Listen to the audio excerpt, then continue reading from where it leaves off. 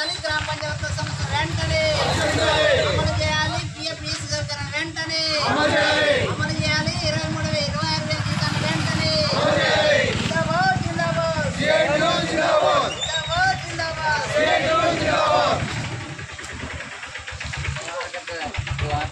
Pending ఉన్నాయి.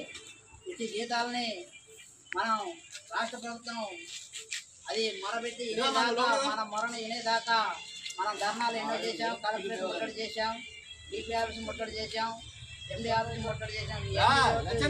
వాళ్ళు స్పందించి రాష్ట్ర ప్రభుత్వం మనకి మే నెల జీతం మే నెల వరకు వాళ్ళు విడుదల చేసి పంపించారు. అట్లాగే మన జిల్లా కూడా డబ్బులు వచ్చినాయని తెలిసింది.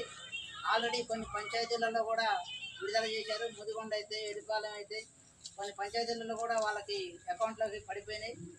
అట్లాగే మన మండలంలో కూడా మన అందరం ఈరోజు జీతాలు కొట్టించుకున్నాయి. మన పంచాయతీలలో పడలేదా అనేది మనకు తెలియదు కాబట్టి తెలుసుకోవడానికి వచ్చి మన ఎంపీడీఓ సార్కి వినతి పత్రం ఇవ్వడానికి వచ్చి అట్లాగే ఈరోజే మనం ఏ జీపీలో ఎంత అయినాయో అంతవరకు జీతాన్ని కొట్టించుకోవాలని కోరుకుంటున్నాం.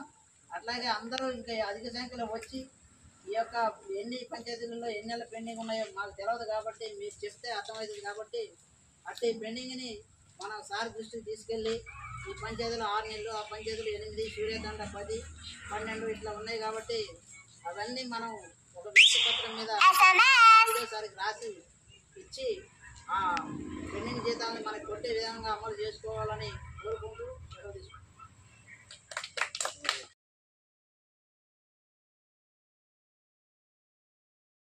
ఇలాంటి మరిన్ని తాజా వార్తల కోసం ARG న్యూస్ టీవీని సబ్స్క్రైబ్ చేయండి.